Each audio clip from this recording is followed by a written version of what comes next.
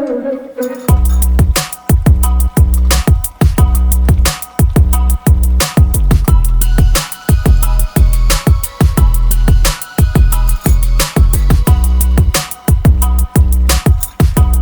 mga kakusina? Ngayon, lulutuin natin ang isa sa mga paborito nating Pinoy dish na siguradang magpapainit ng ating hapagkainan, ang ating pork pata with black beans. Hindi ito humba, pero para sa akin, ito ay mas masarap. Simple lang to, pero garantisadong malinamnam. Kaya tara na't magsimula. Okay, magpainit na tayo ng kawali.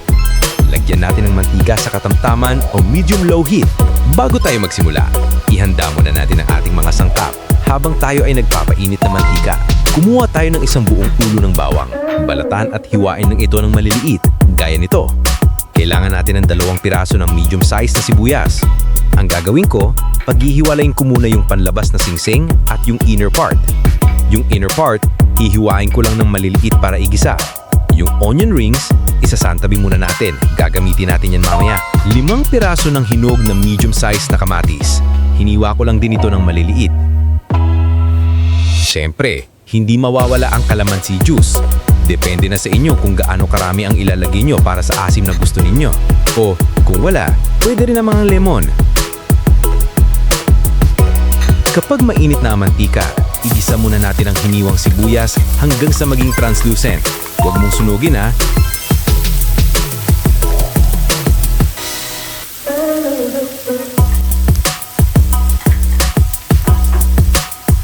Sunod naman ang bawang.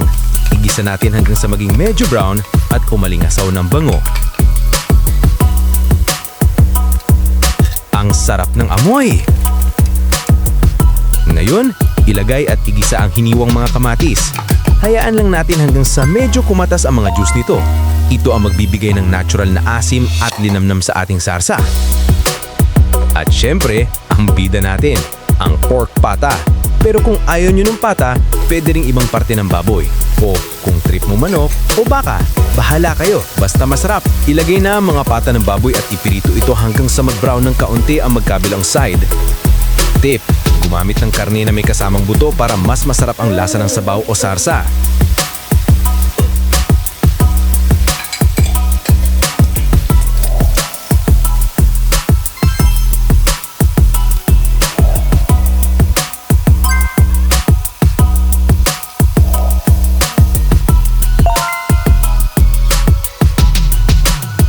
Kung kinakailangan, magdagdag pa ng mantika sa pagpiprito.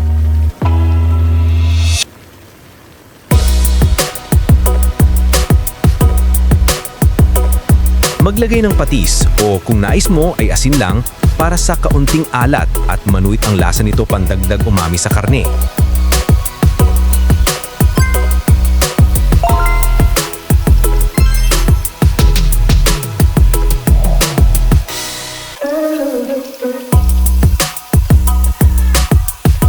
Medyo malit pa lang kawali ko kaya aalisin ko muna yung iba para mas maging pantay ang pagkaprito ng lahat. Kung sino man dyan ang may extra na malaking stainless na kawali, baka naman.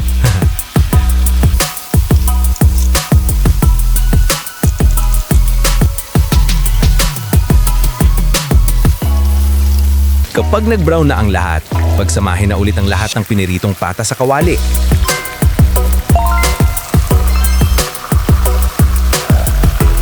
Lagyan na natin ng tubig. Sapat lang ang lalim para malubog ang bawat piraso ng karne.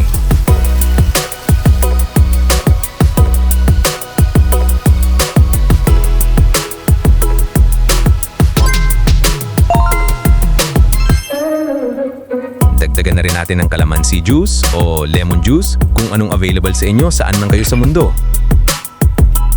Ngayon, lagyan natin ng toyo. Tuyong dahon ng laurel para sa bango, 2 piraso ng pork cubes para sa dagdag lasa, at syempre, ang ating oyster sauce. Takpan ng kawali. Kapag nagsimula ng kumulo, hinaan na natin ang apoy sa medium-low o kahit sa low heat lang. Hayaan lang natin itong kumulo ng may takipang kawali hanggang sa lumambot na ang karne.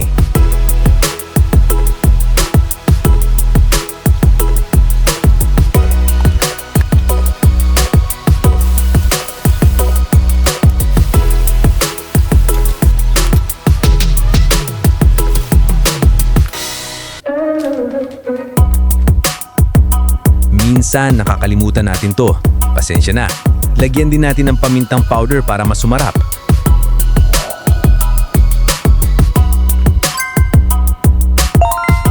Baliktarin ang mga karne paminsan-minsan para maging pantay ang pagkaluto at lambot habang ito'y patuloy na pinakukuluan. At kung gusto nyo pa ng dagdag umami, pwede rin kayo maglagay ng MSG o iba pang seasonings na gusto nyo. Kung gusto nyo o mahilig kayo sa maanghang, pwede rin kayo magdagdag ng siling pula o berde. Kapag lumambot na ang karne, ilagay na natin ang black beans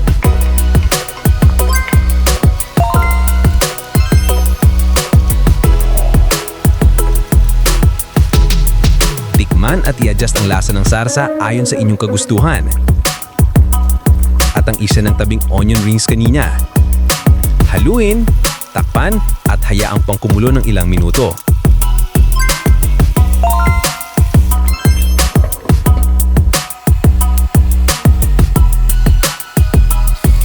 Kung gusto nyo namang i-reduce ang sabaw o sarsa, pakuluan nyo lang ng walang takip ang kawali.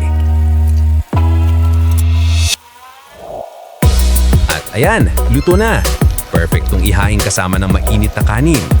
Sana nag-enjoy kayo sa pagluluto natin ng pork pata with black beans. Subukan nyo to sa bahay at siguradong magugustuhan ng buong pamilya. Huwag kalimutang mag-like, share, at mag-subscribe sa iba pang masasarap na recipe. Hanggang sa susunod mga kakusina!